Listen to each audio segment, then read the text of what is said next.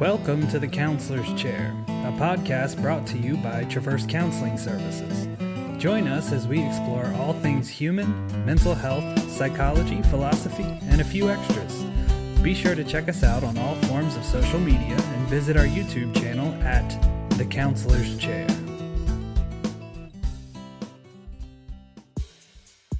Hey everyone, Josh here. I wanted to give you a heads up about a few things regarding this episode. We usually keep the content PG just in case the kids are in the car. However, there are some adult concepts regarding addiction and mentioning of certain content that may not be appropriate for young children. 2. The first 20 minutes of this episode are a little slow because we cover the benefits of social media. I still recommend you give it a listen, but if you want to skip to the more intense material, that begins around minute 21. At that point, Andrew and I discuss the dangers, brain and dopamine responses, and social implications of social media. This was a highly requested episode, so we're super excited to bring it to you. As always, we hope you enjoy the show. Josh and Andrew here. It's good to be back in the studio with this guy. It's been a few episodes since we were on together, and sorry for the delay in episodes. The time of year is a little bit busy around the office, and obviously with all the travel and things for the holidays, so good to be here. Good to see you, Andrew. Yeah, for sure, man. It's good to be back. Yeah. And today, you heard it in the intro, but we're going to be talking about social media. I had put a post out on Instagram and Facebook asking for some feedback on episodes that you thought we should drop, and this was unanimous. Actually, there were no other suggestions. Really? Yeah, there were 4 suggestions in regards to social media. They had to do with the effects of social media on the brain, comparison. Particularly 2 ladies asked us to talk about comparison, and so we can definitely hit on comparison. Right. And the other 2 requests were right in line with those things as far as the effects go. So we'll just jump on in. So maybe a great place to start would actually be, because I think social media it's like a 2-edged sword of sorts, Andrew. Like it's been beneficial for culture and society and individuals and organizations, and it also has a price tag associated with it. Sure. Right? So I think it would be good to hone in on what is actually positive about social media on the front end, and then sort of break that down, and how that can go sideways. That seems like a good natural flow to move in that direction of. Yeah, so I mean, dude, from your experience with social media, which you've taken in, listened to, and what you know clinically and professionally of social media, yeah, what are some of the ways you think it's been beneficial to individuals, culture, society? Well, I mean, okay, so there's the obvious, right? It connects people, all over the world. So, I mean, that's pretty new. Yeah. And incredibly epic, right? I mean, that's an awesome thing to be able to communicate with people, loved ones, friends. I know when I first got on Facebook, I think Facebook had only been around for a year or 2, and it was only college students. So I remember messaging everybody, that I graduated with, and it was awesome before it got all political and crazy. Yeah, I forgot about that. That's right. You had to be in a college community to be part of Facebook. Yep. I forgot about that. Yeah. Yeah, I remember being like 22, and then I think around that time it became open to the public, and I was like, oh no. Because my mom got on there. And then so it changed that dynamic. But I can only really speak to my own experiences. I know that you've done a little more in-depth research about it specifically, but there's so much positive information out there. Most of the people that I follow on Instagram in particular are podcast people that I listen to, right. Exercise and fitness people, just nutritionist, a lot of mindfulness type pages. So I mean, I think it connects people also with a deeper understanding of like what's out there, what's available. Yeah. I love it when, for example, I mean, it's hard to keep up with all the podcasts and everything, so it's nice to see the people who we listen to. You know, they'll post like, "Hey, just interviewed this person." And it's like, "Oh, awesome! Okay, so I can listen to that," instead of like sifting through it every day, like who's interviewing who and whatnot. So yeah. Well, and to speak to that first part that you said too, as far as connecting the world and like connecting us, it's bigger than the telephone, right? Because we're connecting in words, you connect in audio, you connect in video, you connect in written form, and so it's definitely a powerful tool, and a powerful tool for positivity as well. Like I follow a lot of the same people that you do. In fact, I think this is the other thing about social media in regards to that is positive is, you know, you've told me about a lot of those people. I didn't stumble upon them. If it was up to my Instagram feed, it would just show me a bunch of fish. Show me a bunch of fish and flies and like dad photos, you know. Got you on Wim Hof last week. Yeah, Wim Hof. Watching a lot of people take some ice baths. Yeah, that guy's awesome. Yeah, if you don't follow Wim Hof, give him a follow.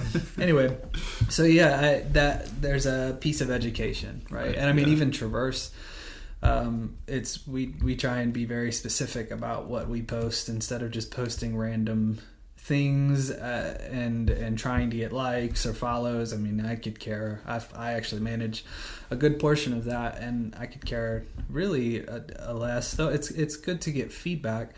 At the same time, I really just want it to be educational. Right. I think that's one of the biggest benefits of social media is you can put announcements out there, or you can put education out there in a format, in a way that just was not available 10 years ago. No way. I mean, you had to go to like news. I mean, you had to put like ads in like you had to read books. Yeah, like ads in like online newspapers and stuff, you know, or like mass emails, which no one ever checked, or they went to spam. So yeah, I mean, those are really interesting points. I think a couple of things that I've seen personally beneficial too is for organizations like nonprofits. Facebook did their big Giving Tuesday thing. That was recent. What was that? Last week? Or no, it was this week. This past Tuesday, they did the Giving Tuesday where they matched $7 million on a first come, first served basis. Oh, right on. So you had a lot of nonprofits put their information out there requesting for funds. They have it on their platform now that you can raise money, and they actually like waive a bunch of fees in order for nonprofits to raise money and have minimal funds taken out of their donations. It's pretty cool. Right on Facebook you can do it. Sweet. So I thought that's really, really cool. Another this goes into comparison, but this is more maybe a healthy comparison. Like, I love to tie flies for fly fishing, right? And so there are these groups and online communities that you can connect with where you learn new patterns, or people offer suggestions on the stuff that you post. You can find out about new products, and ultimately, like, I don't have access to, in my immediate circle, I mean, I don't have access to I have access to maybe 3 or 4 fly tires, right? And so I'm only as good as my little network that can teach teach each other, and oftentimes we don't tie together. But man, I can hop on Facebook, or I can hop on Instagram and check out what other people have been doing, and they post videos and instructionals. YouTube's become a social platform too, so we don't want to leave that one out.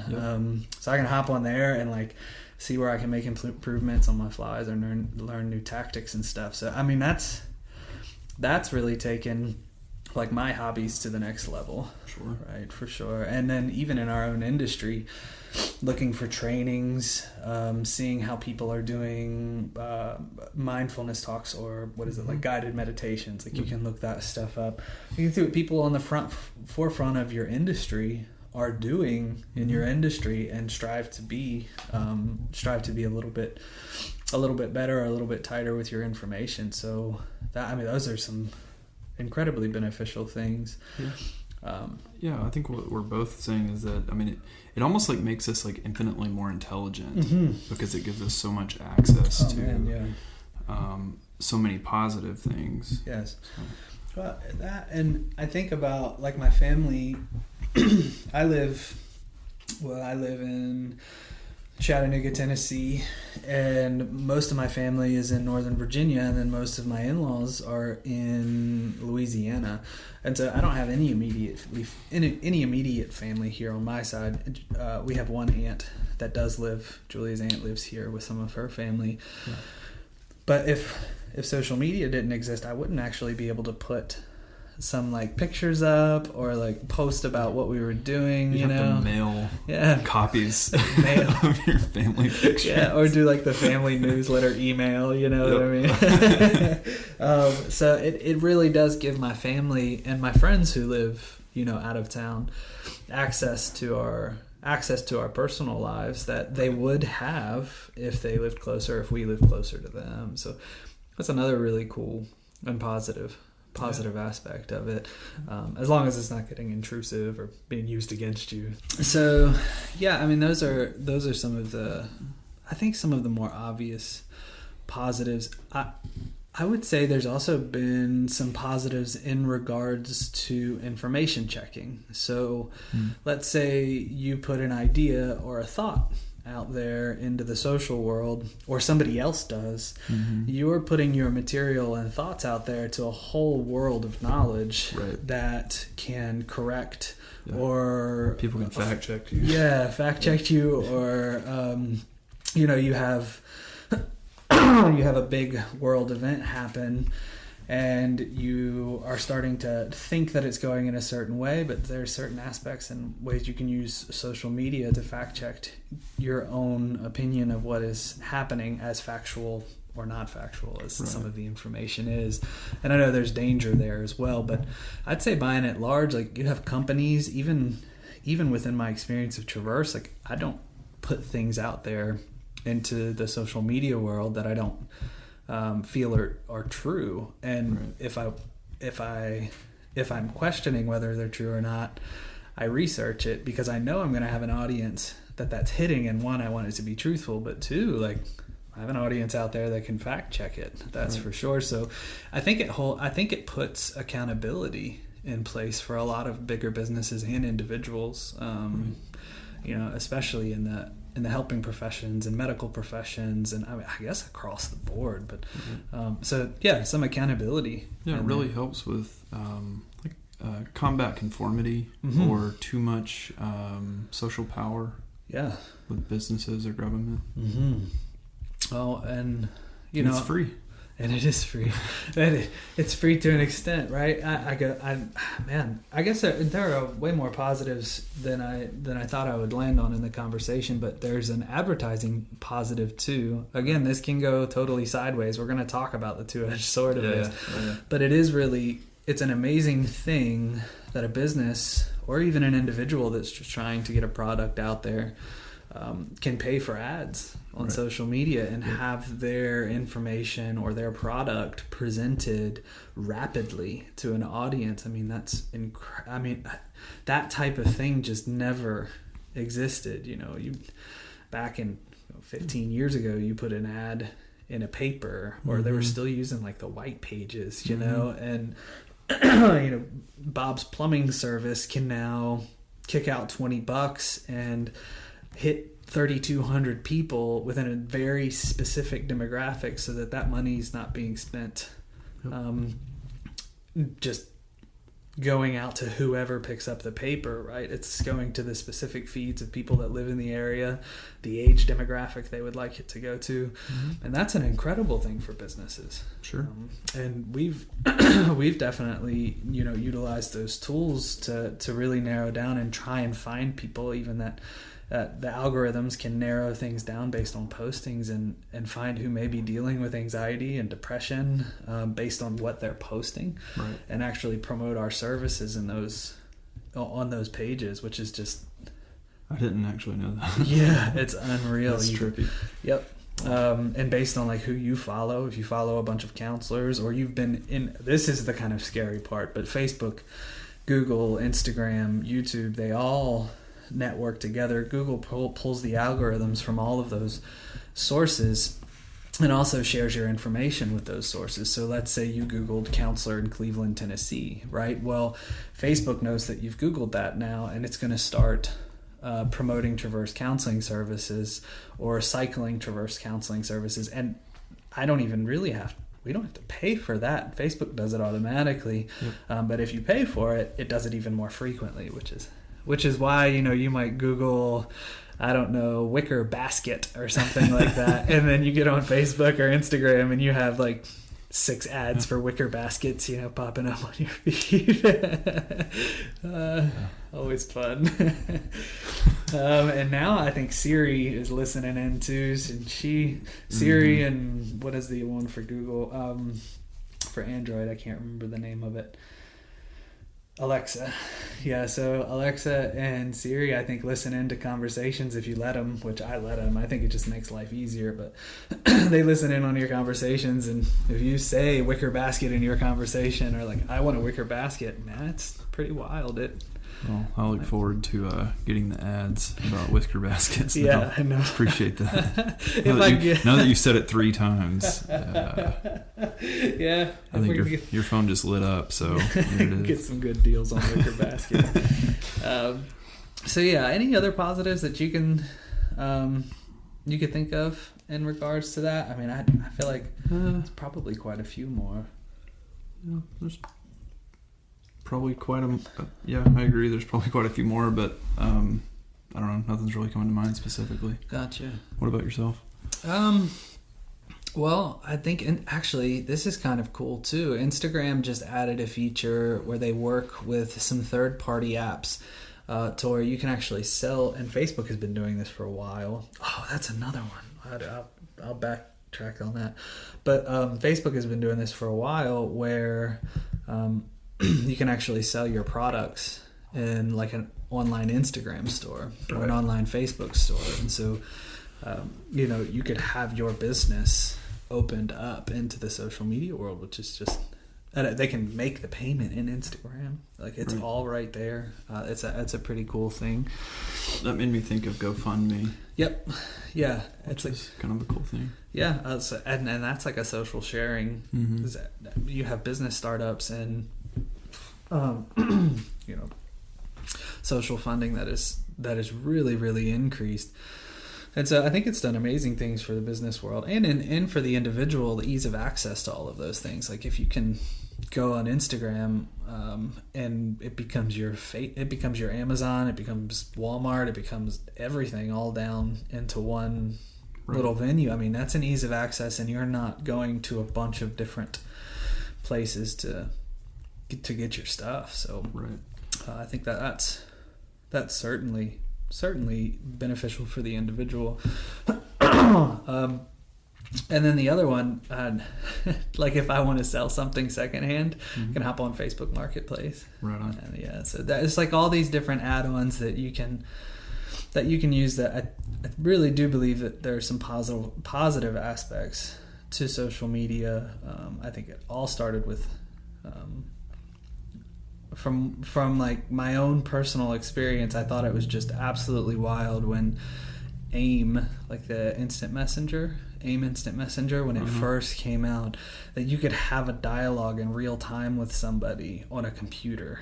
That was just unreal to me. And it seems like it all grew from that platform, and it evolved into MySpace, which I think MySpace still exists somewhere out there. I'm going to check it. Let's see if MySpace still exists. I think somebody recently just bought it. I would actually love to see my old MySpace page. Oh, dude, MySpace still exists. I remember my mood changed with whatever song I had. Oh my gosh, man. I wonder if I can still sign in. Look, bear with me. I'm going to see if I still... Is it jzello at... Washington, D.C. thuglife.com. It might be.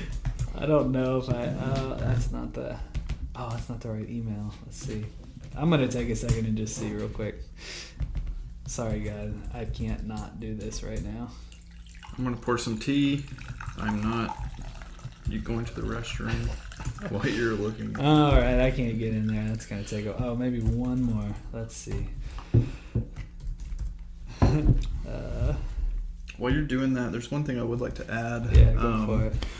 That's a positive. It is a community, right? So if people are actually having a difficult day or a hard time, sometimes people will post needing prayer or needing support, that kind of thing. And so people, who might live in more rural areas or don't have access to community or the ability to get out, it's probably nice to get some feedback and some support via social media.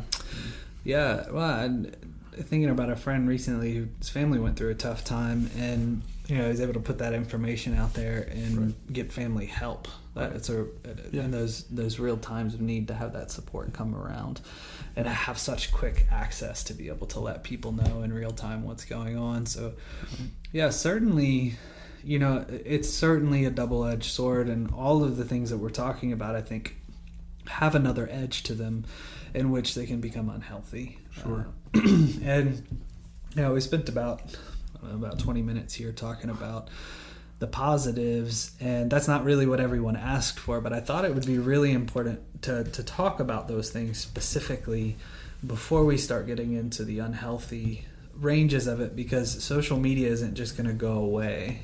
Right. Like, we have to understand what is, at least from my perspective, we have to understand what it could be used beneficially for. Sure. So we can't just spend, an hour and a half chucking it under the bus and saying, delete the apps off of your phone and disconnect yourself from this whole world, because I think to a certain extent that will make being relevant difficult. Right. Which is exactly what I wanted to do yesterday after you and I talked about all this. Yeah, that's, and I think that the conversation is going to be jarring enough from this point forward that you might have that inclination to ditch it, and you should, go for it, ditch it for a time, but also realize that it'll likely cycle back into your life at some point. Right.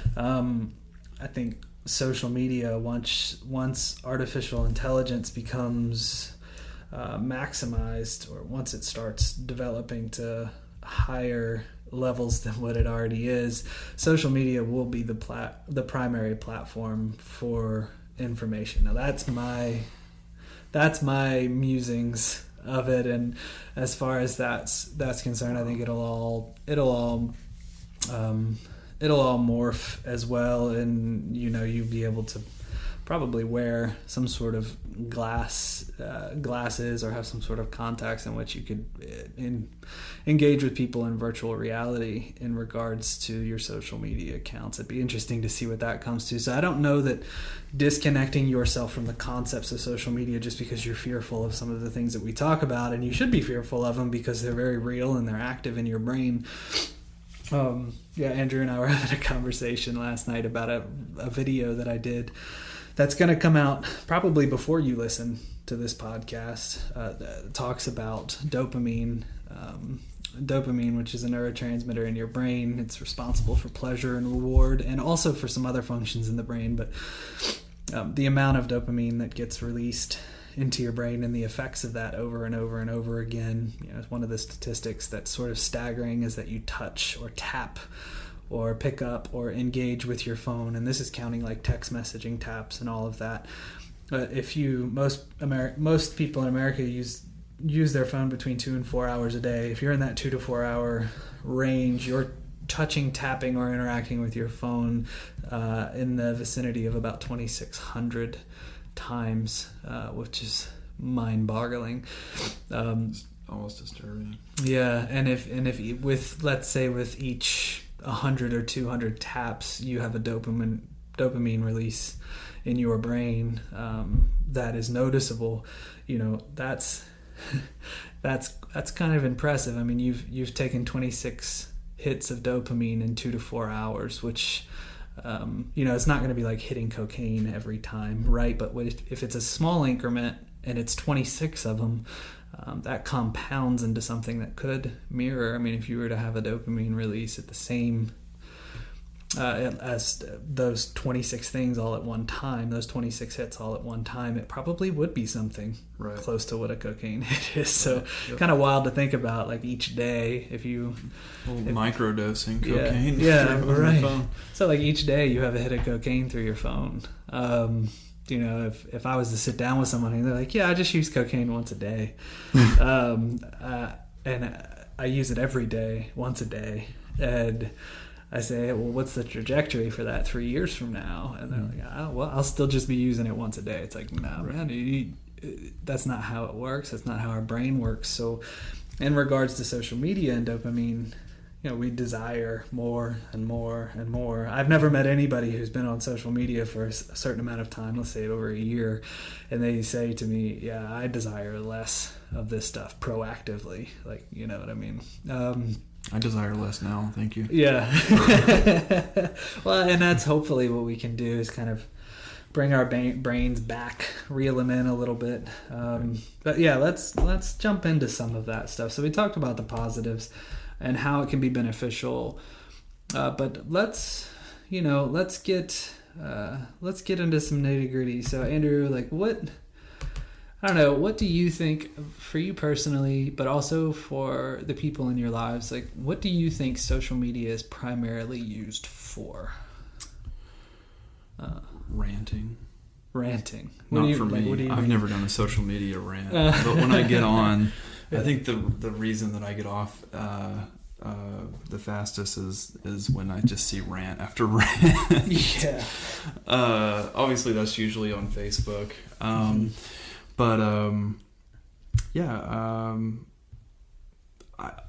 I think it's just an impulse. I don't know that anybody. Well, I mean that's too generic, but I think we're to the point now that most people don't think about what they use social media for. It's such a fixture in our life. It's almost just like an automatic response. I know that if I have 5 minutes in between clients, I could probably do something productive, but I know that I'm not going to. And it's an impulse. It's not like a decision. It's going to be now. But I think in some ways it gives people a voice. People say things on social media that they don't say out loud in their communities, which I think can sometimes turn negative. That's just kind of where my mind's going. Well, it's interesting that you bring it up in that fashion as far as impulse, right? Where I asked this question specifically because I agree with you. I don't think anybody knows what they use social media for, and I'll say it broadly. I don't think anybody wakes up in the morning, and I'll even confirm that on a larger scale. I don't think anybody gets up in the morning and thinks, okay, this thing that I'm going to do for at least an hour today, I know precisely why I'm doing it. Yeah, it's like I'm not going to intentionally get on Facebook and scroll. And notice what sensations happen in my body and in my mind. Right.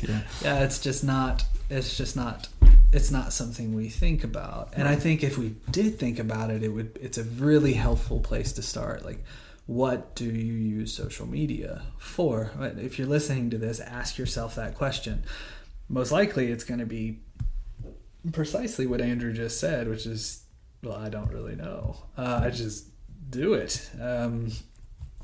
If something's going to be occupying that much time in your day, it's going to be it's going to be utilizing that much neurotransmitter in your brain. Then we should certainly be thinking about what in the world we're getting on that thing for. And we just don't. It's not something that's on the forefront.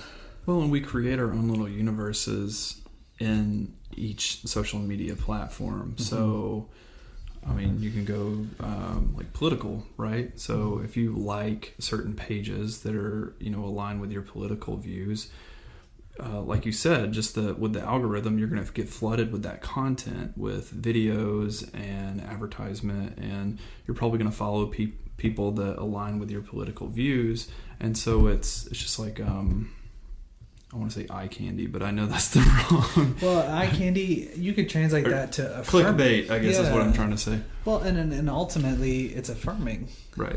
Yes. Right? Yeah, it's like I'm not alone in my views. Right, and something sort of scary to think about is Andrew used the word algorithm. You know, an algorithm is a sequence of ones and zeros. What is on your phone and what you see on a screen in regards to social media, they're pixels. And so when you start to break that down, the idea that we're being affirmed by that medium is a little bit scary, because it's not actually real. It's real in the sense that it may have happened. Somebody may have had that thought and put it into word and sent it, but the actual interaction is not. The actual interaction is electronic, and so it's a little jarring when you think about it that way too. I'll often talk with people that have had long-term pornography addictions, and sometimes that thought is just jarring enough where it's like, oh man, like this is literally just, it's lights on a screen. And I had this recent thought after reading a book about light specifically, and this is just bear with me on this, but light, like light from the sun specifically, we don't see light itself, right? We only see what light illuminates. Time. Yes, yeah. When we see light is the illuminator of the things around us, which is interesting when you think about like some of the religious texts across the board, like Jesus saying, "I am the light." It's like, I am the thing that illuminates everything. But anyway, so when we're talking about this, when we translate that concept to your phone or to a computer in the ways in which it's a little bit different. It is you're seeing light from the screen, and it's illuminating certain things towards you. And it's, if we want to get sort of in a philosophical or psychological space in it, we really have to mind or pay attention to what is being illuminated to us, because the light from the sun will illuminate whatever's in our environment. The light from your phone will illuminate whatever the algorithm tells it to illuminate, which is a little bit different, I would say. So that's an interesting way to think about the algorithm part of it. And that algorithm's job is to make you come back. Oh yeah. Right. To make you come back to whatever this source is, and the best way to do that is through affirmation. So yeah, I think this idea of social media being attractive because it's affirming. The algorithm affirms. Like if I click on something like, I don't know, let's say Trump and Trump and party were at the lighting of the Christmas tree ceremony, and I click on that. Well, based on anything else I've clicked on, that algorithm tends to generate some sort of Trump report that would bend in whatever my political views are. So if I hate Trump, likely I'm going to get some, this is how terrible Trump is, rolling through my news feed. If I love Trump, it's going to know that based on even just where I scrolled and stopped. Even if I didn't click on something. If I scrolled and stopped over an article that was like, job employment is up right now, right? Like, if it's going to put those two things together and it's going to give me a bunch of positive Trump stuff, it's just wild to think about, man. It just hurts me. Yes, it does. So when you put it in that perspective, that affirmation is coming from an algorithm. I would challenge everybody, that specific type of algorithm, that specific type of affirmation. I don't know how real that actually is. Right. Yeah. Anyway, I got off on a little tangent there. I wonder, I mean, what, like the social implications of that, Andrew, where an algorithm is providing affirmation for someone versus an actual person or physical touch or gathering together in a physical community. Like when an algorithm is nursing you versus your community, your actual like real life, real time community is nurturing you. Like what are the effects of that? Like What do you think? I think it almost becomes like a form of coping. It's like how substances handicap a symptom versus actually doing productive and healthy things for your life, which takes more work, more intentionality. That you have to get comfortable with the process, but the process is what you look back on and you thank yourself, for making the sacrifices and making the effort, right? Versus it's almost like an addiction in the sense that it's quick validation. Right. It's you can get your little microdose of dopamine and feel better, and so maybe it might be debilitating to one's motivation to actually reach out to community, because you kind of get your fix, right, instead of actually hanging out with people, spending, going outside of your home, being active, meeting new people, because that's awkward. It's not. I think it's natural, but it's not the easiest thing to do. I think we have, insecurities that social media might cater to keep us in our homes or in our little bubble, yes, with our faces kind of stuck in the screens, right? Yeah, and what's really wild about that is social media might have actually created the insecurity. Right? So social interactions were somewhat awkward 15 years ago, right? Right. But now social interactions look different. They feel different. Right. And I don't even know the ways in which social media has actually created the insecurity that it actually pacifies. Sure. Right? So when you think about that quick fix, it generated the problem that you need the quick fix for. And every time you go back to it, it just generates more insecurity and creates more of a problem precisely in what you put your finger on. Well, I think, but in that process. Because it helps you avoid. Right. It helps you avoid awkwardness or judgment or whatever your insecurity is, because you've created, like we've talked about, you've created your own little political, religious, whatever your thing is, platform, right? So every time you open that screen, you're fed with all of that information that grabs your attention, and then you lose time, right? Yes. How many times have we kind of had focused attention on something like this, and then it's like 20 minutes, an hour, or however much time goes away. I get the thing on Sundays where it tells you how much screen time you've had, and it paints it as like a positive or negative thing, like congratulations, you're up 20%, and I'm just like, no, oh man, epic fail. I don't want to be congratulated on that. Yeah. And you hit on another really important thing there, Andrew, which is it sort of robs you of a process. Yes.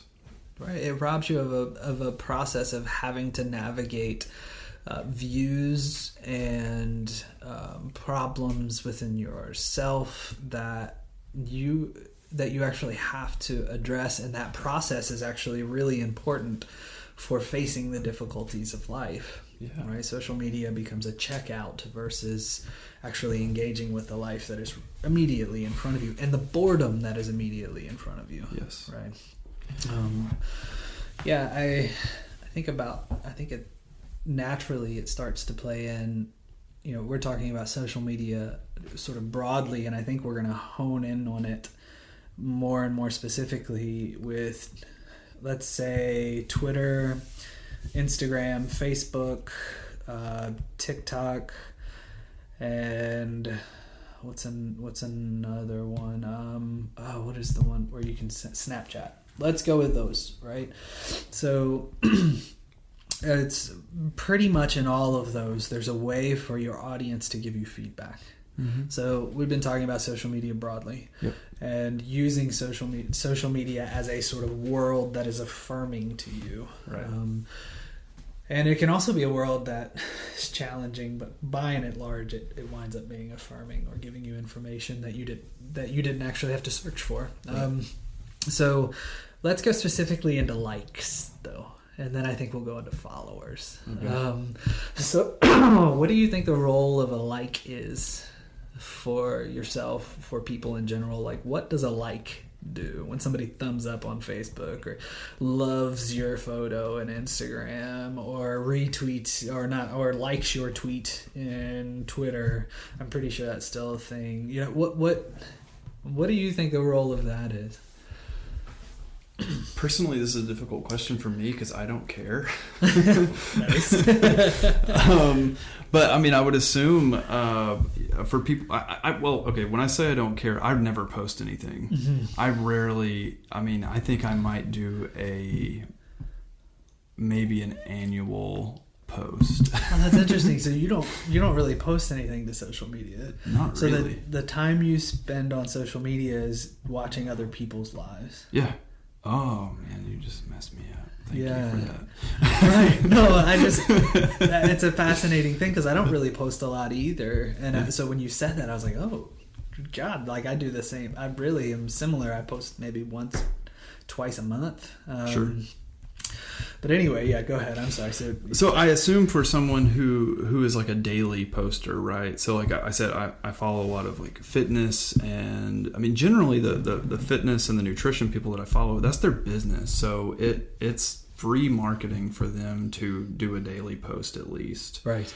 And so I can only assume that, not only on a business standpoint, but on a personal standpoint, because they're putting themselves out there, it's instant gratification or it's instant rejection. If you don't get the likes or followers that you want to have. Right. So. Yeah. The way you put it there, especially towards the end, I think becomes the most relevant part of the conversation for us, is that those, at least from my perspective and what I see, is it becomes a measuring stick for what is valuable and what isn't. Right. And rather than having your own internal interpretation that this thing is valuable, whether anybody likes it or not, that can actually be swayed. And what is valuable now becomes society's input on what you think might potentially be valuable. Sure. So it can very subconsciously, I put a post out there, let's say on my fly tying group, of I did this, like, and I don't mind to be personal with this, but I did this recently. Like, I finished a box of flies and posted it to the group. I was just like, hey, I did this thing and made some little joke with it too, and I think it got like, I don't know, 90 likes in 24 hours or something like that, which is pretty high for that group. Yeah, sure. It's pretty cool.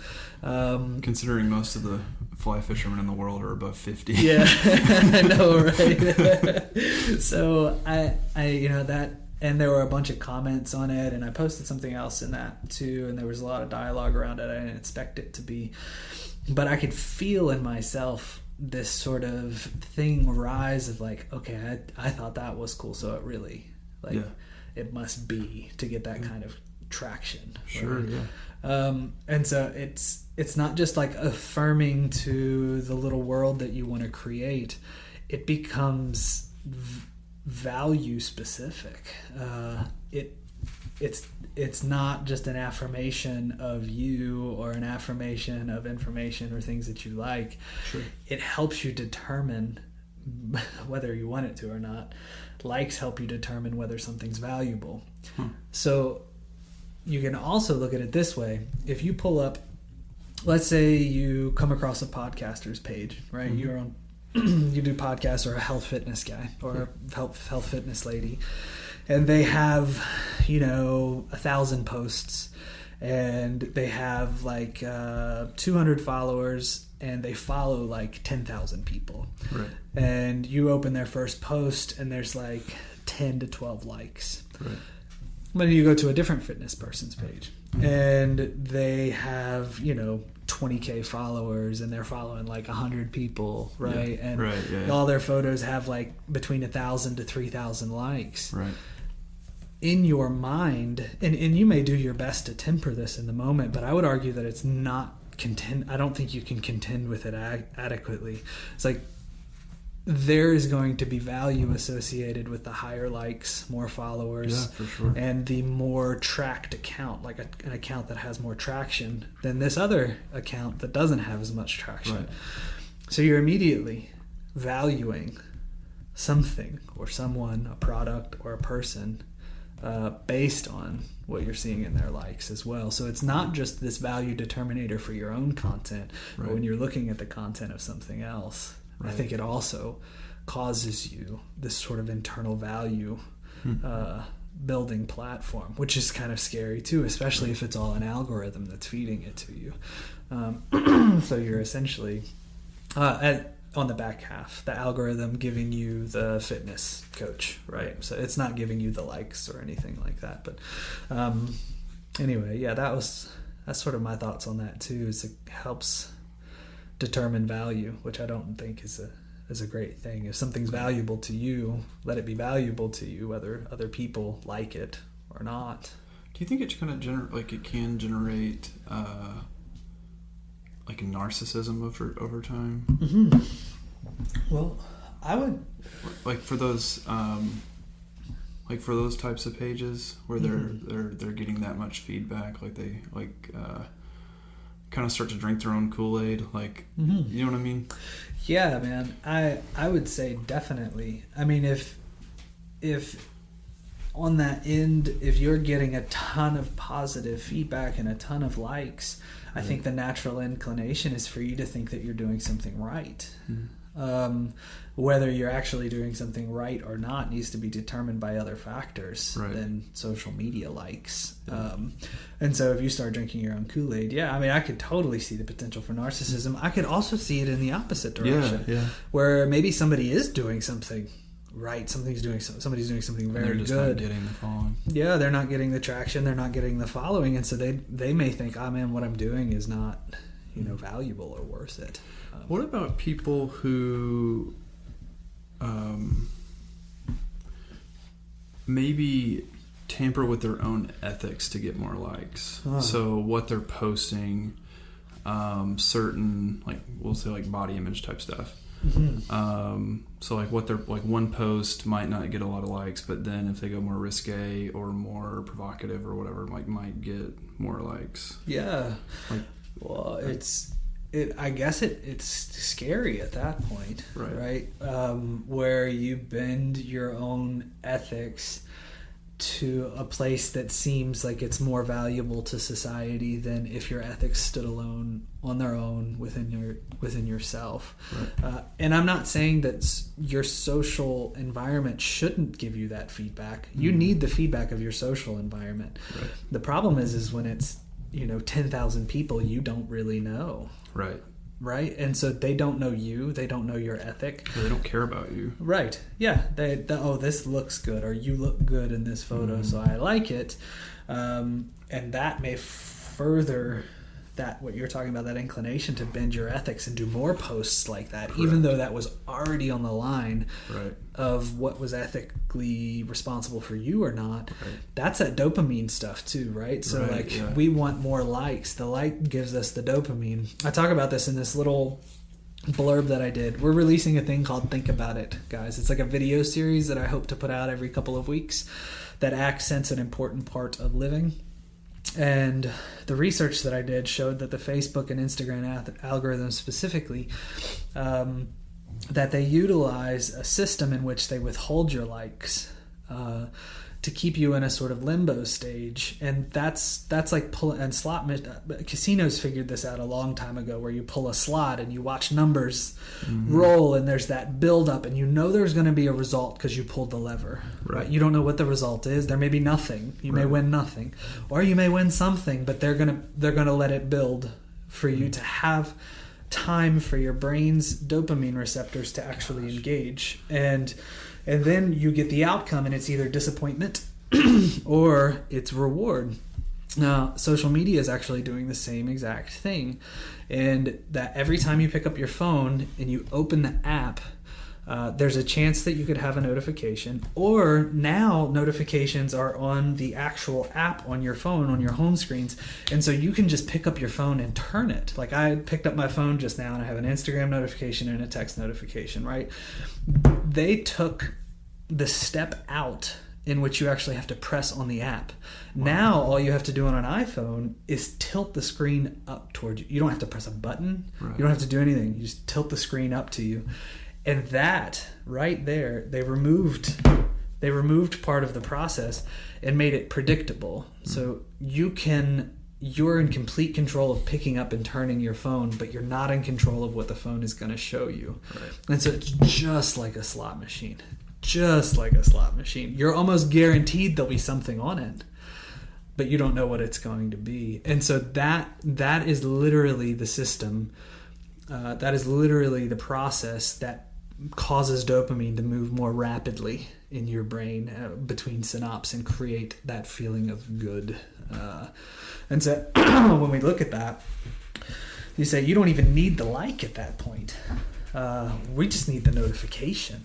But the notifications are coming to us in a way that actually prime our brains to produce dopamine if somebody likes something.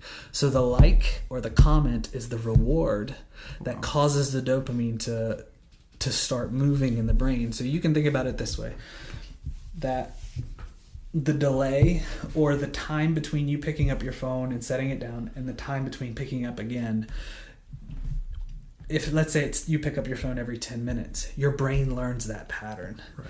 And so between minute 8 and minute 10, it's starting to engage its dopamine circuits. It's starting to engage them and prepare them for the hit. And at minute 10, you pick it up and turn it to yourself and the dopamine increases. That is insane. That's literally how illicit addictive drugs work. And you know this from the substance work that you did for years in the hospital. Like, that is the pattern, but it's actually now happening on our phones because the like is a dopamine hit. So it's not even just value association. We now have the same system engaged that's engaged at dopamine is produced when something feels good to us, right? Yeah. So that's a really important thing to remember.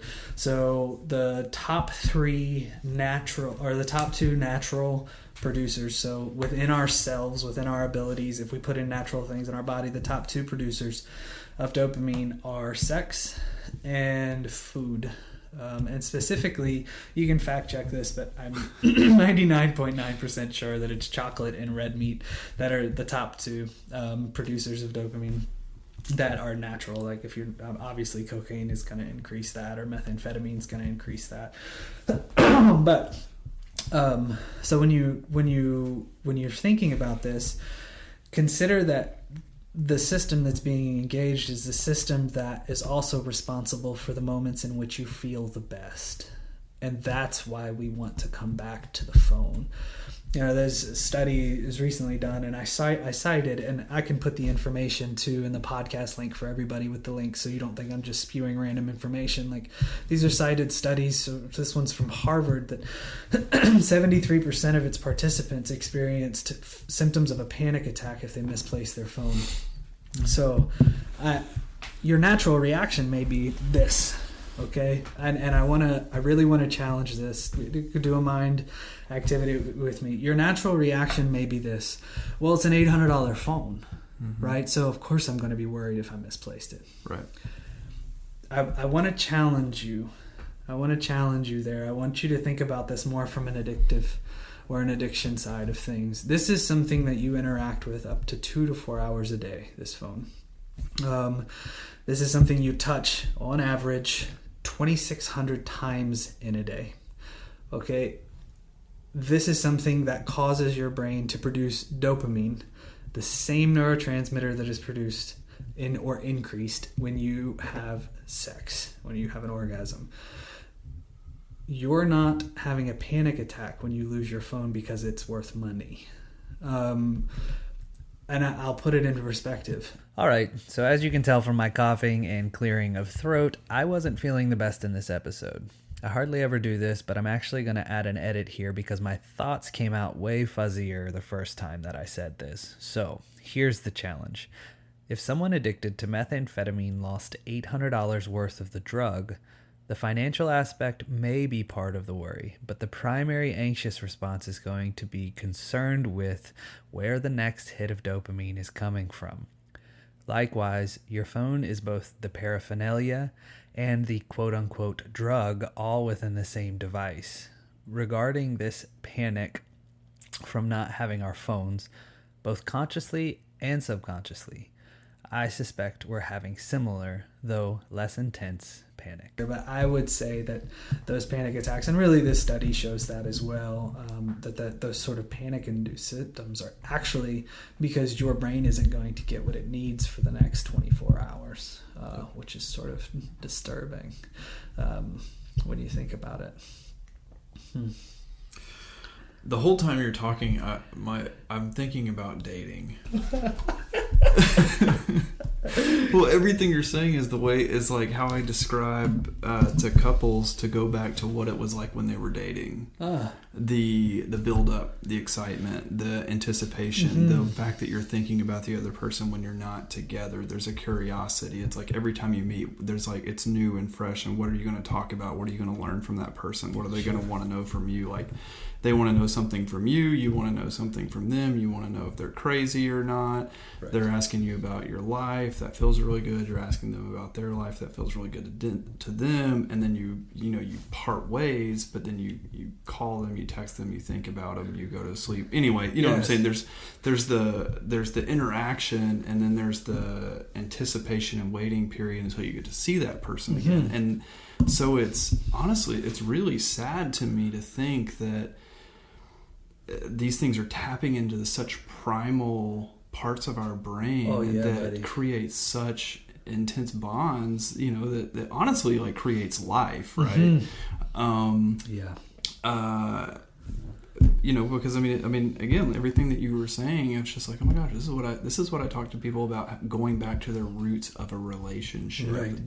The very beginning of a relationship, when you're genuinely curious and non-judgmental of a person, and having all that anticipation and the buildup of what happens next and where it's going to go, and that's I don't know. Like I said, it's just really sad to me. Yeah, and it's sad, and what backs that up, Andrew, is that dopamine is also released with successful social interactions, which unfortunately social media is actually playing off of. And that's the need that it meets, is that need that you just talked about, right. that social interaction and that sort of build up when you meet somebody, or the build up before you walk in a room and you're about to see a friend, or you're like headed to a church to see people, or to a bar to see people, or that sort of anticipation that often gets confused with anxiety. It's actually the same circuits gearing you up for what is hopefully going to be a successful social interaction, and your brain has healthy amounts of dopamine released when it's supposed to be released. I think what's hard and what sucks about addiction is that you wind up seeking more and more of this feeling, right? So some people might say, well, what's so bad about the dopamine hits throughout the day off of my phone, right? The problematic aspect of that is when you're engaging at that level with not real social interactions, but you're engaging the circuitry and parts of your brain that send dopamine because they think they're having successful social interactions. Right. It's the same thing that people use substances for. Correct. You create a world that feels better for yourself, and you seek more and more of it because you can't actually deal with your own loneliness. You can't deal with the feeling of being bored, and you can't deal with who you are when everything is at its normal levels. Like, we're just trying to increase the amount of social interaction, right. Increase the amount of feel good, increase the amount of food, increase the amount of sex, take it to beyond its normal limits so that we can feel that, because if we're by ourselves and we have to deal with what the existentialists call the lonely self, or the unfortunately, what happens is if we don't spend a lot of time in that lonely self or develop ourselves when we're alone, what happens, the existentialists will say too, and really this is psychology and philosophy, it's just the existentialists put words around it. They call it the empty self. So you have the lonely self, which can be a healthy place of development. But if you don't spend any time with the lonely self, what happens is it morphs into the empty self. Right. And dealing with empty is very different than dealing with lonely. Lonely is I don't have anything around, and so I'm with myself. Empty is I don't have anything around me, and with nothing around me, I am nothing. Sounds depressing. Very, very depressing. And so what happens is we hit that loneliness stage, and rather than dealing with our loneliness, we pick up the phone. Right. Because it's instant access to not only the dopamine, but it's instant access to not having to do the self-development that exists in the space that is lonely. To numb out. Right. Yeah. Precisely. Well, let's sit in silence and marinate on that. Yeah, that's wow. wild, man. It's wild stuff. And when you think about that, it also makes sense why the dangers of comparison really start to become a factor with social media. Yes. What are some of the things, Andrew, that you hear either from clients, from friends, from family, or even just stereotypes of social media comparison? Like, what are some of the things that you hear about when you think that? So I would say probably about once a week, someone will say to me, they'll be talking about not being happy or feeling depressed or feeling down, and then they'll bring up social media and they'll say, I see all these other families, and they'll tell me, like, they'll say, I know it's not true, I know it's not real, I know that everybody is not always happy and looks like that. Yes. But they continue to look at it. Yes.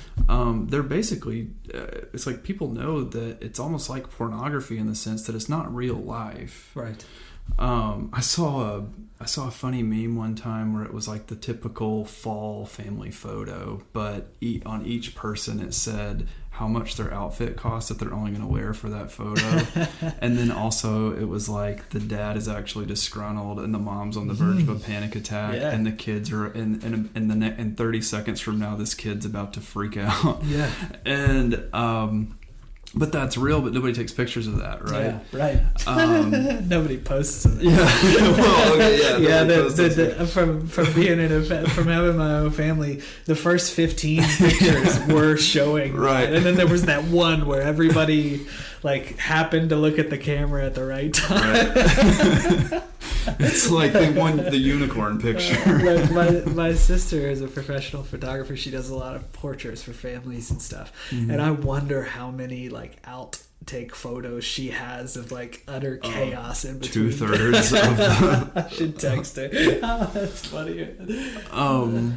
But to me, it's almost like it's like growing up poor but not knowing it. Like if everybody's poor in your community and you grow up a certain way, you don't know until you see somebody drive past in a Maserati eating a $25 Disney World turkey leg and just like chucks it out the window, and then all of a sudden, you're just like, oh wow, okay, that's what happiness looks like. My life must be really heinous because I'm eating a can of tuna fish. Right.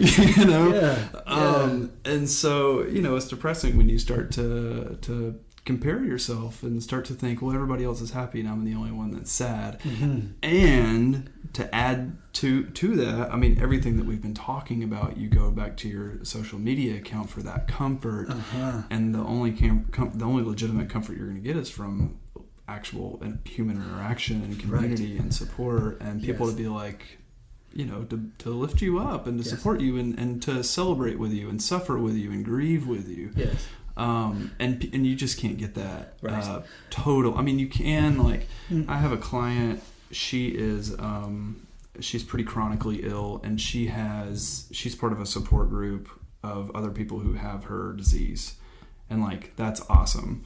But I just feel like the majority of people, you know, I mean, like for her that works. They can't, you know, that these people are not going to be able to get out and actually go to like a therapy group or anything. Yeah, man. That's where it's beneficial. Yes, that's where it's totally beneficial. Got to throw in that caveat again. Yeah. But yeah, I mean, I think when you're starting to compare yourself and you're again going back to that 10-minute brain conditioned habit, right? Then it's just going to continue to cause you to feel depressed and empty and alone. Well, and in that comparison sense, you're seeing like these pictures that I post of my family. You know, we want to look nice and presentable for, you know, the picture. One, we put it on our mantle and look at it and smile, but we also remember the 3 hours that went into that. And the hell it took to get there. We're like grateful for this picture that's like, oh, like it actually captures my kids' real smiles. You know, like that's actually me. Like and we're all together and happy, at least in that 1 second, right? And we caught it. And because those are the things that I love about being a family, is like to see my son run up to the door when I come home and he's like, Da? He calls me Da, right? And I was like, Da, my little 2-year-old, and then my other kids, you know, they say more than Da. Yeah, but that's the Irish coming out of him. Right. Da.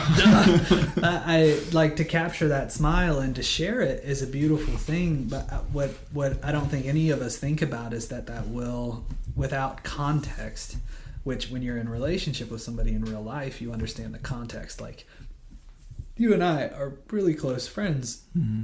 You know, I show you this picture of my kids smiling, but you also know that in the last 3 weeks, 2 of them have had the flu and one of them has had croup, right? And so, like, you see this picture and you know... I know that one of them screamed for the entirety of a vacation. Right. So, like, you know the flip side because we're in a friendship that's actually real. Right. Whereas if somebody saw that went to high school with me and hasn't seen me in 10 years and they see that picture and they think, God, Josh is doing so good. And what am I doing with my life? What am I doing with my life? And it's like, that's that comparison piece that's really hard because for one person it creates insecurity and then I get likes on it. And what does that do for me? Right? Like I'm doing really good. Yeah, I'm doing really good, right? So it perpetuates this comparison thing, of course, until I might see somebody else who looks like they have it better. Now, I've also heard from the opposite end of the spectrum where you have people that are very successful in life and have achieved happiness through really appropriate venues, and they're like cautious about what they put online because they don't want people to think that they haven't had to work for it.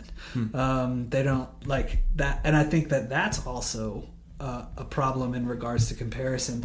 And in all circumstances, all three, like if we were to look at all three of those circumstances, none of them are actually authentic versions of self.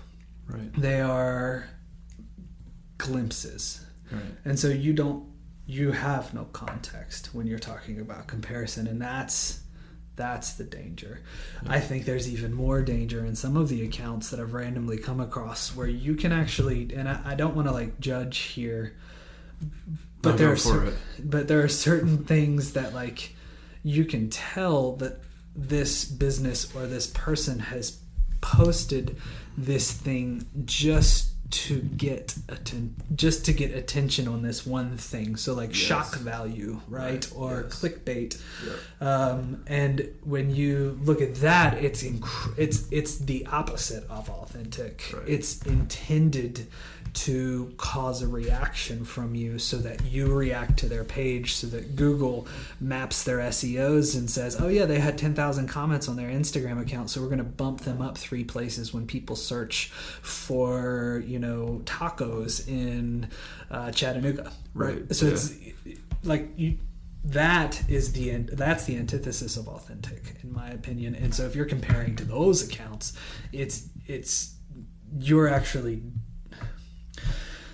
you're comparing yourself to a standard in which you should probably try to avoid at all costs. Right. So, yeah. Anyway, there's that as well in regards to comparison. And you brought up depression. I'll bring up anxiety too. For sure. Depression, oh man, I'm not like this, or my family isn't like this, or we don't live that type of life, right? Mm-hmm. But then there's the anxiety of, and how do I achieve it now, that gets swept in. It's right. Like, how do I do it? Oh man, I need to do that. I need to get that. I need to do this thing. There's this mom on Instagram. There's not a lot of dad accounts on Instagram, like you're on Insta dads. Yeah, like, but there's like a lot of. I've noticed this, and Julia showed me this one lady. I actually recommend you follow her. Her name's Courtney Adamo. She posts some really cool stuff, and she did this educational course for moms. Their family is very wealthy based on the type of work that they've done, and that's noticeable in their profile. Did they write the Primitive book? They didn't. That's who turned me onto that book, okay, though. Okay. Yeah. Courtney's page, she promoted simple parenting or simplicity parenting. Yeah. Look, that book's revolutionary in regards to some of the stuff we're talking about, because it asks for a purge for your kids. Yeah, for your kids and the impact on your children. Right. But anyway, I think she's actually done a pretty good job of not really she'll post a post of like the kids smiling or whatever, or playing with something, and then actually describe what went in. What actually went into getting that photo, or she doesn't really apologize for having money either. She actually, what was that website that she created with someone else? It's going to drive me nuts that I can't remember it. Anyway, you can follow her. I think she's an example of maybe that tier that we were talking about that is maybe on the more cautious side of what she posts and feeling that way. She did an educational thing. She did 3 weeks or 4 weeks. She put together this giant course for families and parenting, and specifically mothers, that I did with Julia. I thought it was really, really cool, and it was so stinking useful.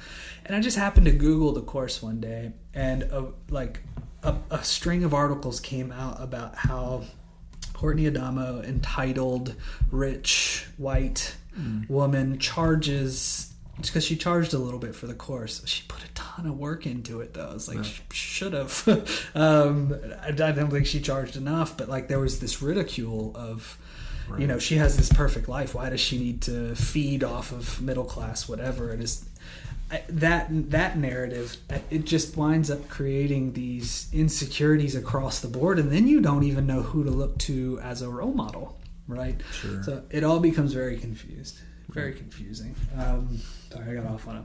I thought you were going to say she takes a picture, like the perfect family picture, and then you swipe, and then the next one is the kid throwing up or something. So it's this is real. I'm sure she has I'm sure she has some of that stuff in there, but she's actually really cool. They moved to, they're in Australia, and they really do promote very simple living, which is really cool. Let's see. Here's a good question, Andrew. I wrote this in some of my notes.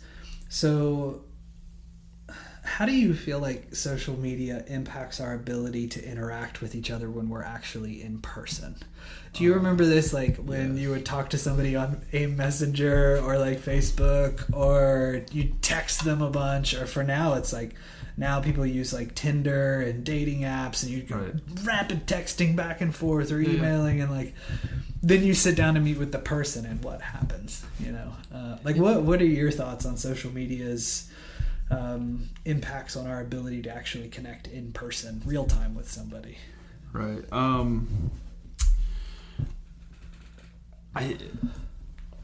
I think it just robs people of practice, right? Mm-hmm. I think obviously, like we've kind of talked about, it enhances social anxiety.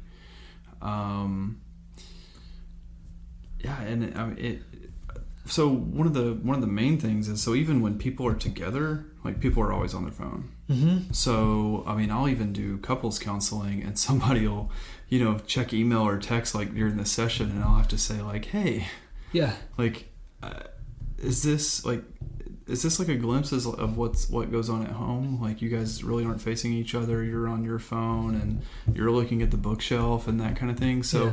I wonder what it would be like if you put your phone down and you guys actually faced each other and talked. Like, Yeah. just have a conversation. Like, continue like what we're already talking about. Just turn the phone off and actually engage each other. And it's difficult for people to do now. Yeah. They'll do it for like a couple of sentences, and then they shift and turn, and it's weird. And now that I'm thinking about it, people will like still like touch their phone. Right. They'll still check it, like look at the time or whatever, even if it's, I mean, people will check the time like 30 times in a Yeah. session just out of impulse, right?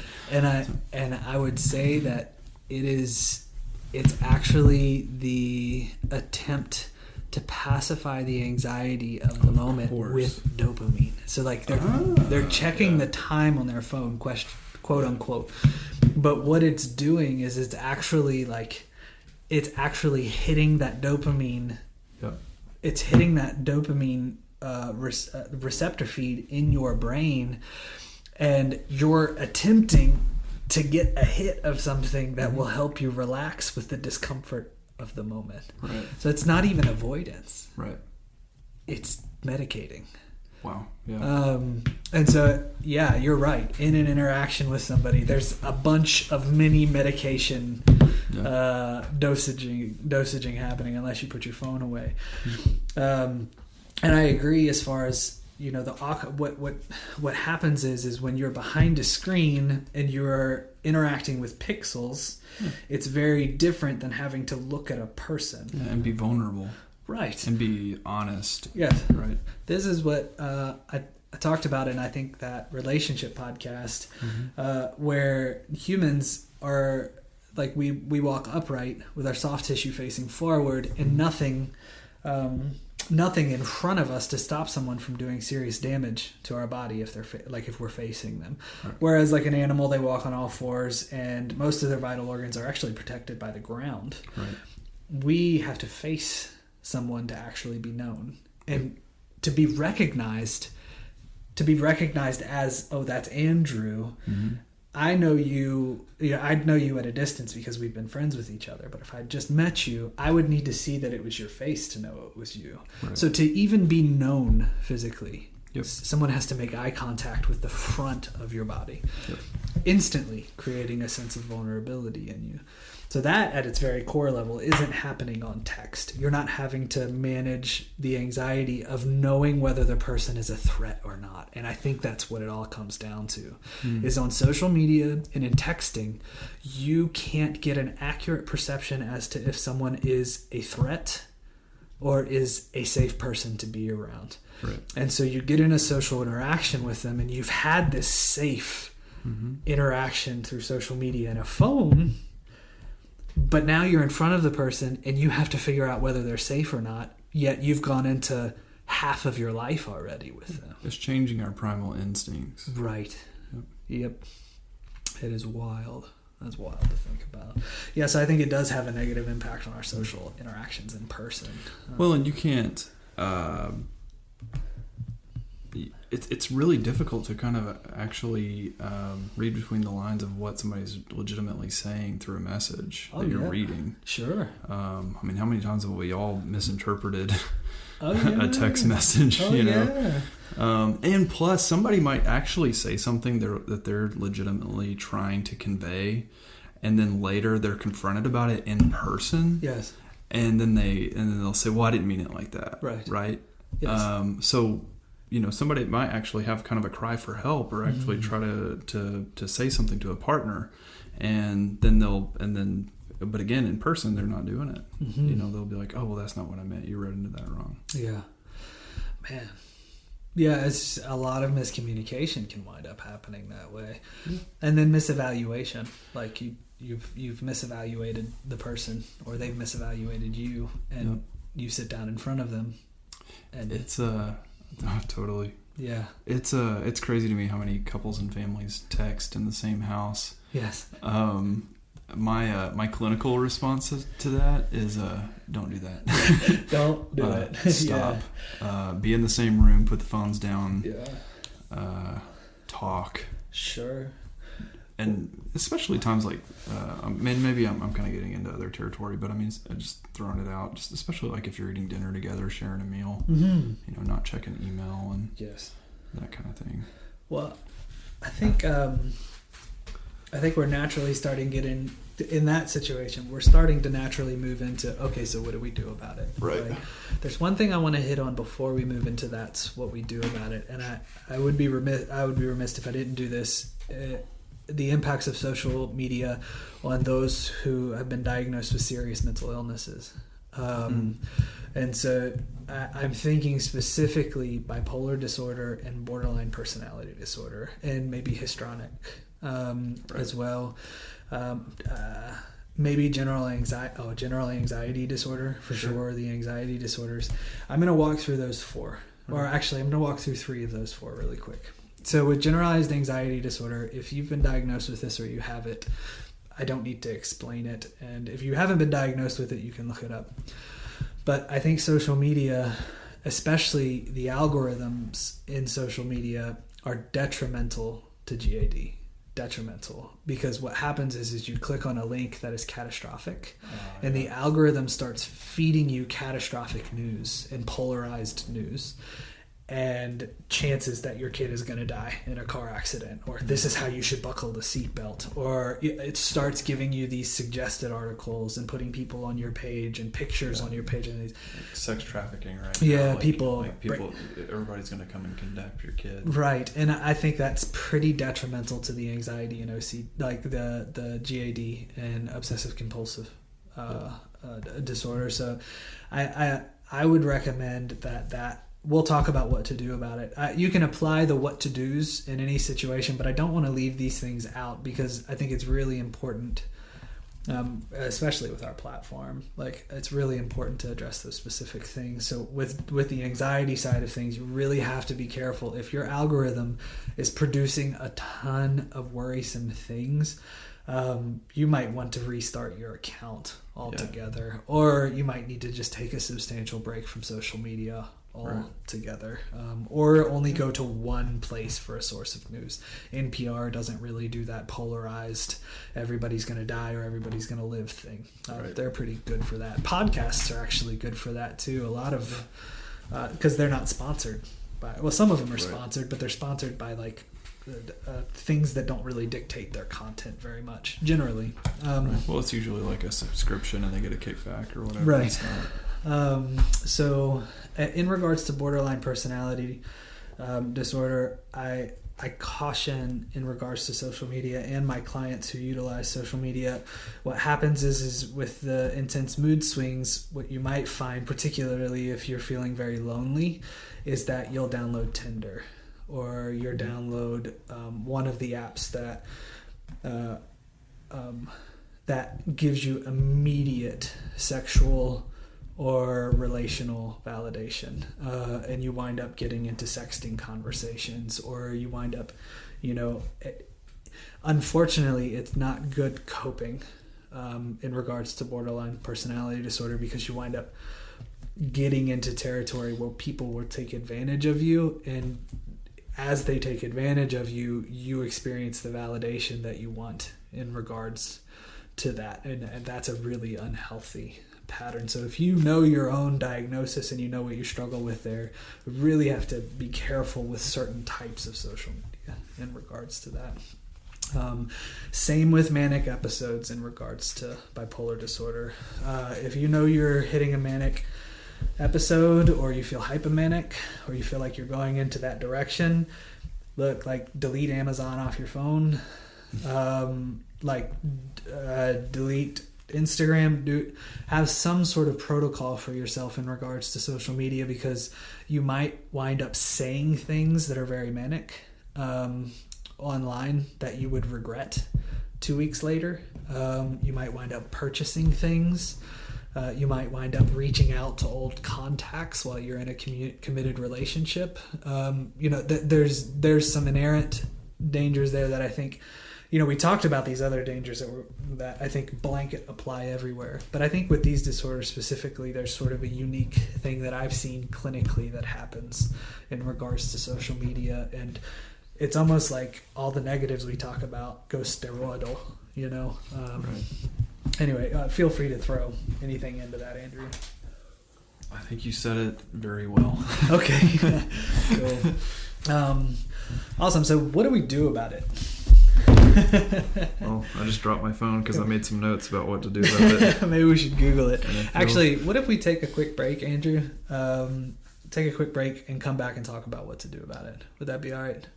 I'd rather not. Okay, well. Let's do it anyway. All right.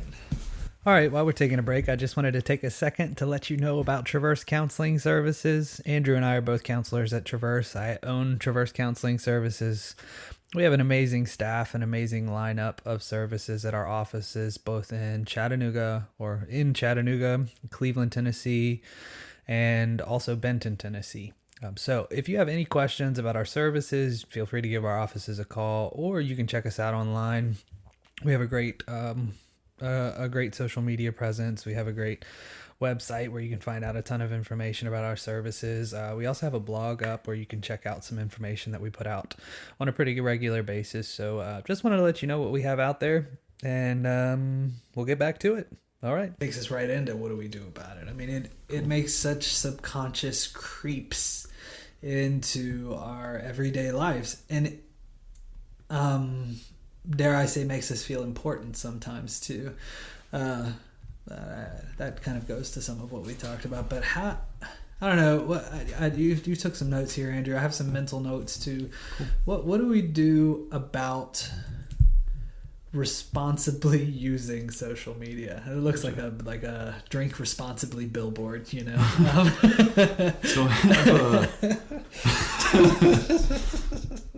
wow. Okay. Yeah. Perfect. So I have 4 things.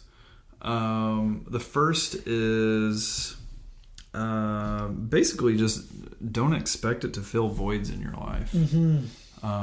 Be very mindful of the time of day that you look at social media, and that just the ritual and the routine of it. Specifically, probably in times of sadness, boredom. You covered some mental health diagnosis specifically. Yeah. So yeah, I mean, just maybe I'm gonna be a little nerd out a little bit here, but maybe even keeping a journal of when you use social media, and if you're using it as a means to numb out, right, or to get validation, or any of the other themes that we've covered. And I'm just gonna go through these unless you just want to, and if you want to chime in, by all means, sure. Feel free.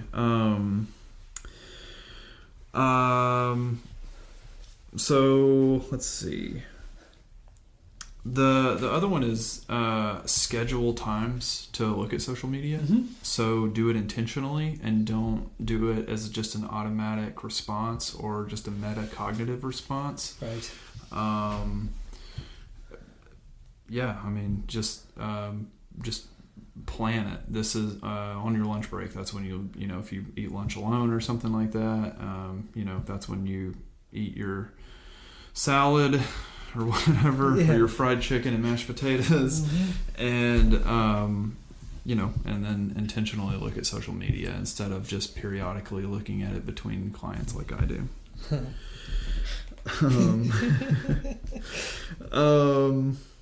Okay, so last thing is don't get on social media first thing in the morning, or don't let it be the last thing you do at night.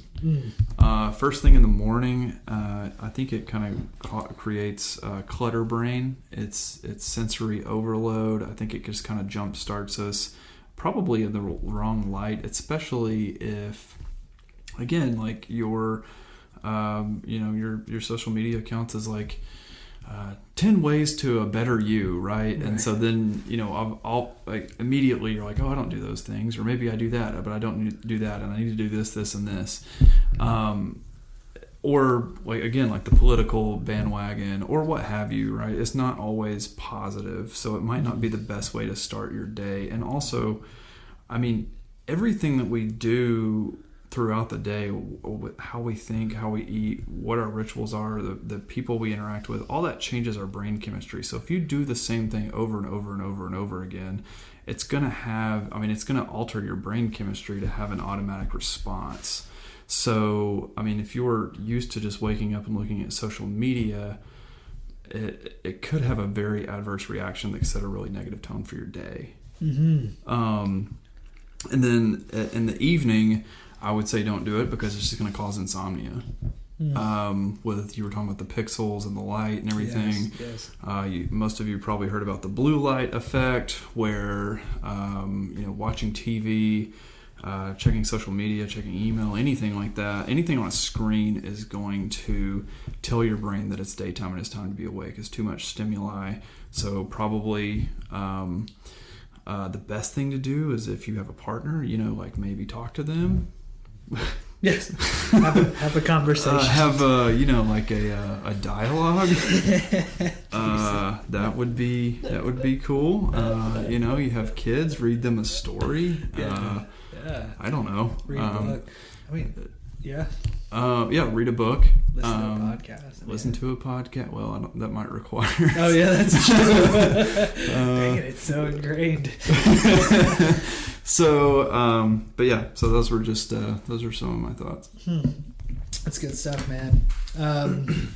I think I'll add a few of the things that I could put together in regards to the dangers that we put out there. The first one is heed the warning in the podcast.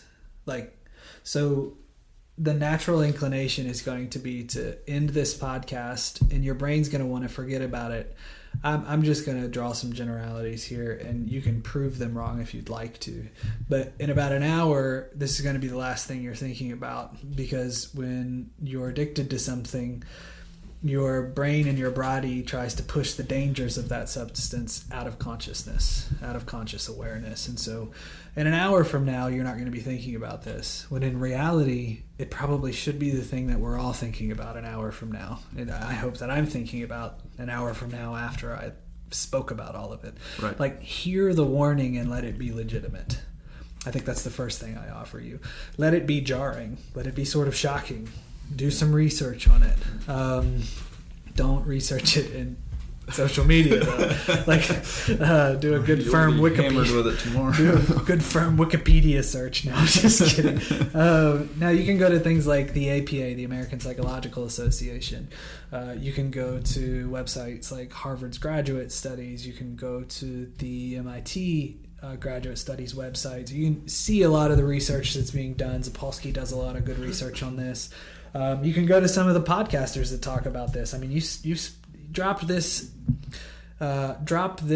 title, drop in social media and depression, or social media and anxiety, social media and dopamine. Just drop it into your podcast search, and you can listen to other people talk about this too, from really reputable academic institutions, or they have PhD level clinicians who have done the research themselves on this, which is really cool. So allow yourself to do some research, because if you are shocked, that's actually part of what your brain needs to break its habits.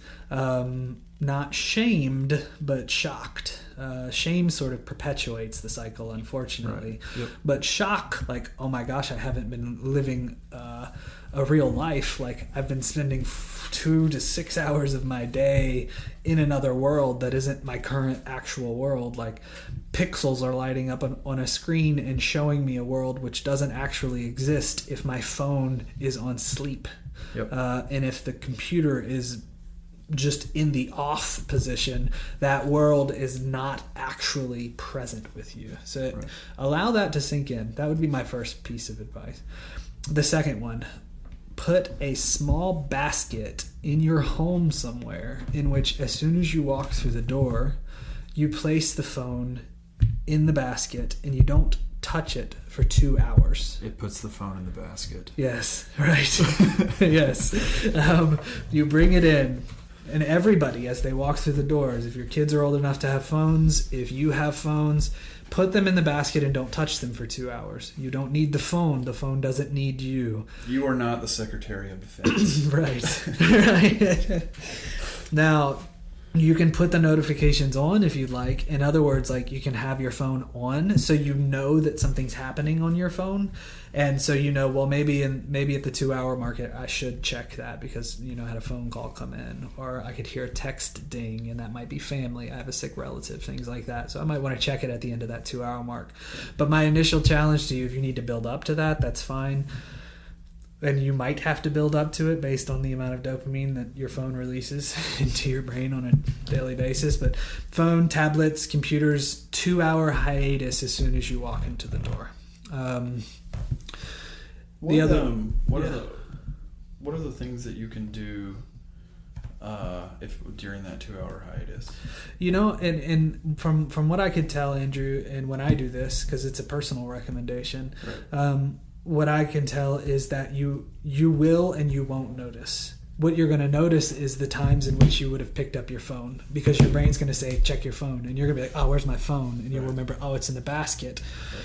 And then you'll be left with like, oh man, I was going to scroll for like 15 minutes on that thing. And what you can do is look at the world that's around you, like look up, and engage with someone in the room. If there's no one in the room to engage with, maybe start cooking dinner. Dinner can be cooked in 15 minutes. That's what's wild, is like these normal life tasks get procrastinated because we're on our phones.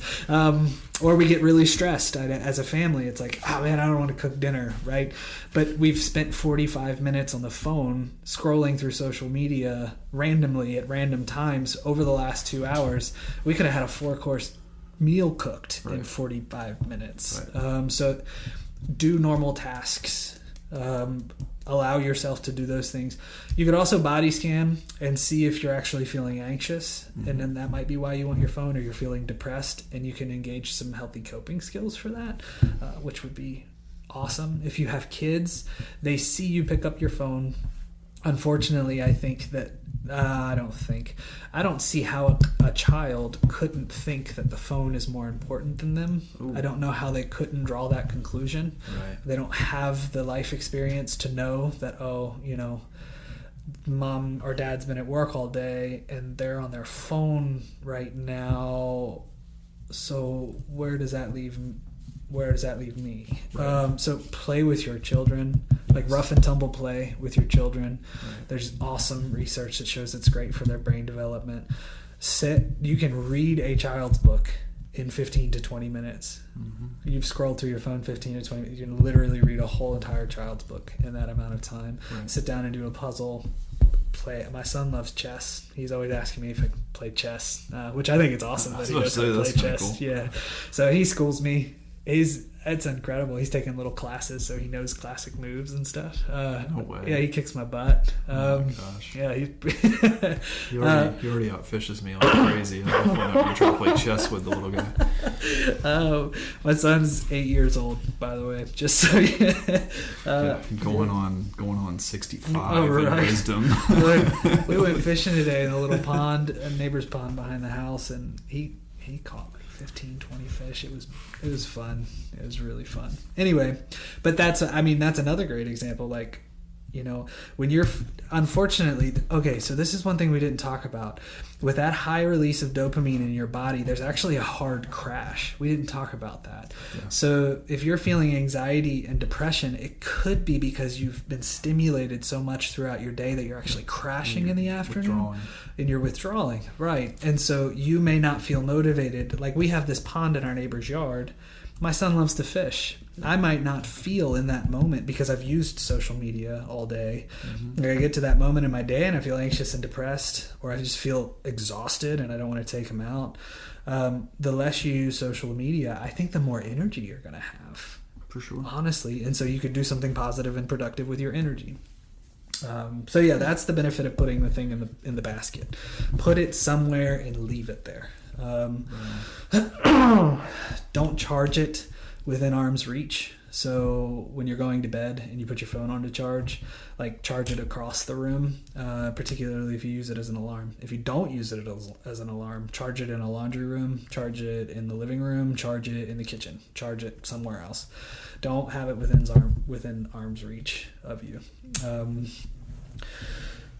That's a good recommendation. I talked about this in that Think About It series. You can also change your home screen to only be utilities, the home screen on your phone. So that's one way to do it. My wife is kind of brilliant with this too. She actually doesn't download the apps. So if she wants to get on social media, she actually has to log in through Safari or Google Chrome on her phone.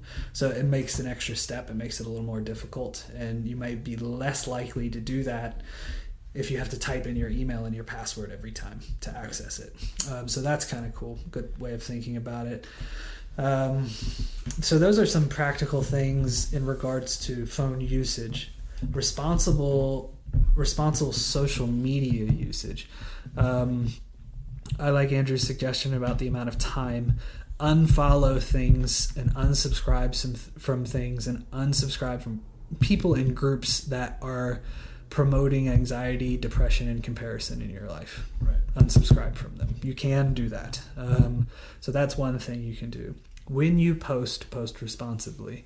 So we talked about all the benefits of social media on the front end and the things that it can be used for positive. Education, right, is a really big one. I tried to make my posts personally either something that causes someone to think in a way that's going to benefit their life, or think about things that are not benefiting their life, or updates on my life in general for people who don't live in close proximity to me but are really interested in what I'm doing and what my family's doing. So those are the two types of posts that I make. I try and stay off the argument side of things. One, because I get pulled into them pretty easily, because I like to think and formulate words and thoughts and sentences, and so I can get pulled into that stuff really easily and obsess about it. So I try to stay off that stuff. Also, because if you win in an argument, that's actually a successful social interaction, and you get a dopamine hit from that in your brain. So that's something else important to realize as well. It's not just the positive likes, it's also the altercations that produce dopamine too. Anyway, so that's a side note. So I try and stay away from that stuff, and I try to unfollow people who are constantly doing that, provoking or provocative. I really try and keep my following and followers in a lane in which we're all sort of pursuing healthy life, healthy lifestyle, not a lot of drama, not a lot of clickbait, things like that. I love rap music. I love following rap music anyway. I don't listen to as much of it anymore, so occasionally I have some like hip hop stuff pop up on my feed, just some random thing, or if I talked about wicker baskets. So that's another thing as far as using it responsibly. Be careful who you invite into your social media world, because it seems to be so tied to your actual perception of reality, which is not a good thing, I don't think, but it's sort of here. It's like inviting predators into your life. You have to be really careful of that type of stuff. As far as other things to do,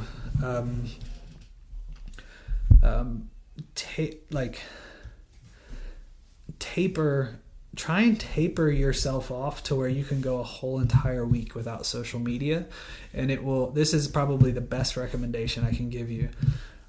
This is what I do with people who are trying to figure out if they have an alcohol problem or not. It's like, go 1 month without alcohol, go 1 month without social media. It will let you know very quickly how dependent or not dependent you are on it, and what type of battle you might face. I would say if you try and go 1 month with it, let me predict some things for you. The first 3 days, you'll feel like it's no big deal. Don't react based on your first 3 days. React on where you're at day 14. Then react again based on where you're at day 25, and then a summation on day 30. Because what I see in addiction, and especially in substance use, when someone's trying to recover, The 3rd month, the 6th month, and the 9-month mark all seem to be very, very difficult. So if you throw that into a microcosm of 1 month, you can break that up into the 3 weeks that I just broke it up into. And you can't react based on any one day. You have to react based on the day that it was most difficult for you, if that makes sense. Because any one day you might not think about it for 6 to 8 hours. And it's like, oh, it's not a big deal. I can download it back to my phone. No, you need test over time. And so, yeah, try and build it. Try and taper off to where you can go 1 week without it, and then attempt a month. And it will let you gauge whether or not, it'll let you gauge the level to which this is affecting your brain chemistry and your sense of self, and causing you to repress or not deal with the reality of life around you. So those are my suggestions. I'd like to add something just quickly. As far as coming home, putting your phone in the basket, I think that also applies to TV as well. Oh, yeah. Or background noise in general. Yeah, so true. I think a lot of people put, like leave the news on or just have background noise. Even just try turning those things off too, except for podcast. I always have a podcast rolling, but I mean, again, like I feel like it's not bad. Maybe I think it's bad if you're around people and you're listening to the podcast and not listening to your loved ones. Sure. But yeah, well, I think too a good gauge for that, because I experience this sometimes when I'm driving in the car. I listen to podcasts and audiobooks in the car mostly. Right. But I'll experience, like, if I don't have a podcast or audiobook on, sometimes I'll feel like a desire to get my phone out, plug it in, and play. And I check myself in those moments, because maybe I actually have to deal with that. Like, maybe there's something for me to discover in the loneliness of that moment. Right. Like, I don't need to check out.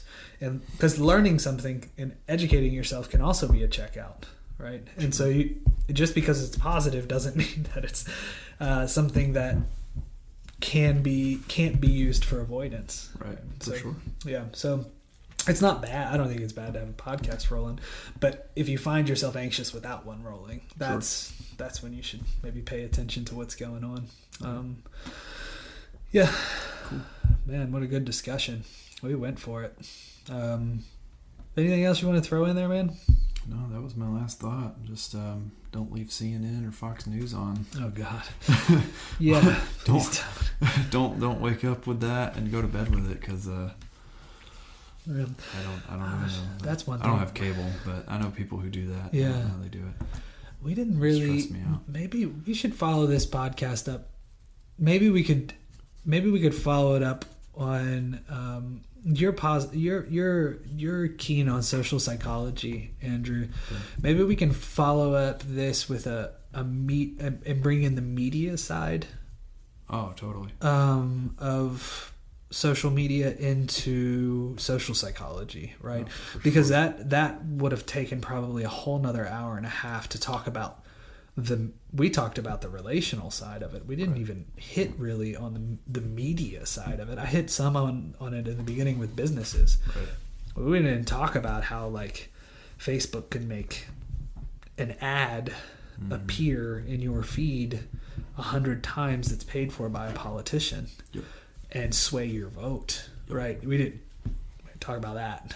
That, and I think a social psychology angle is actually the better angle to come at that from, because you have to develop your own sense of responsibility. But that stuff gets weird when the government starts having test groups on particular topics. Yep. And it gets strange, man.